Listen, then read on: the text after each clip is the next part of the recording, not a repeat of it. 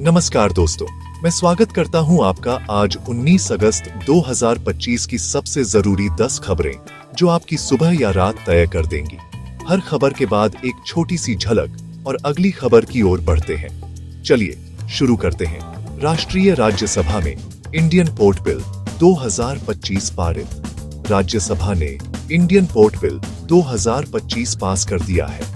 यह बिल बंदरगाहों के समेकन, आधुनिकीकरण और व्यापार में सुगमता लाने के लिए बनाया गया है। केंद्रीय मंत्री सर्बानंद सोनोवाल ने बिल पेश किया। माना जा रहा है कि इससे लॉजिस्टिक्स लागत घटने और निवेश के दरवाजे खुलेंगे। चलिए अभी बढ़ते हैं अगली खबर की तरफ। यूपी। मौसम में बदलाव, मॉनसून कमजोर, गर्मी और उमस बढ़ी। उत्तर प्रदेश में मॉनसून कमजोर पड़ते ही तेज गर्मी और उमस का दौर शुरू हुआ है। मौसम विभाग का कहना है कि अगले 72 घंटों में भारी बारिश की संभावना कम है। केवल कुछ जिलों में हल्की फुल्की बौछारें आ सकती हैं। लोगों को गुजर बसर और स्वास्थ्य का ध्यान रखने की सलाह दी जा रही है। आइए अब आगे की ताजा खबर पर नजर डालते हैं। बिहार पटना में कुख्यात गैंगस्टर उज्जवल गिरफ्तार। पटना पुलिस ने कुख्यात अपराधी उज्जवल कुमार को उसके गांव से दबोच लिया। वह कई मामलों में वांछित था और कई थानों में उसके खिलाफ केस दर्ज थे। गिरफ्तारी के बाद पुलिस ने कहा कि इससे क्षेत्र में कानून व्यवस्था में सुधार की उम्मीद है और बचाव गतिविधियां तेज होंगी। चलते हैं अगली खबर की ओर। देखिए क्या हुआ वहां।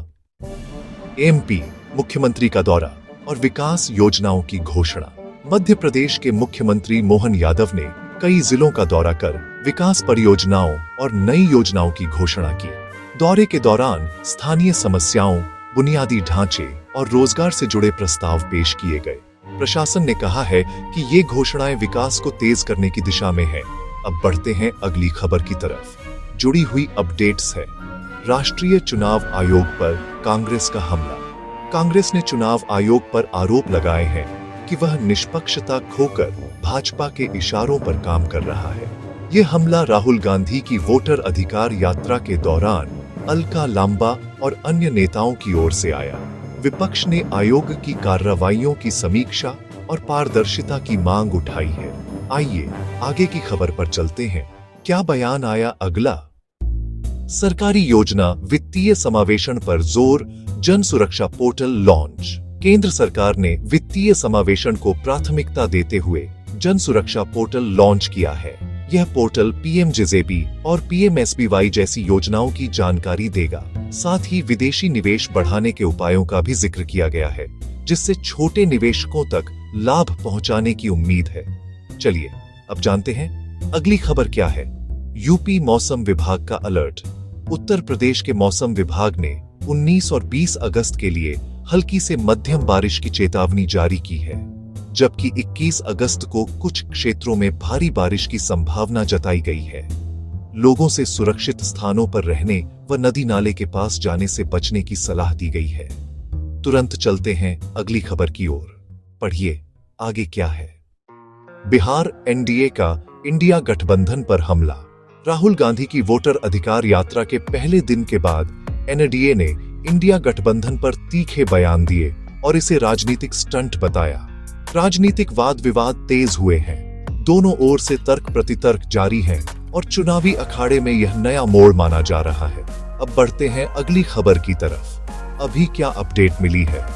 राष्ट्रीय स्वतंत्रता दिवस भाषण की मुख्य बातें।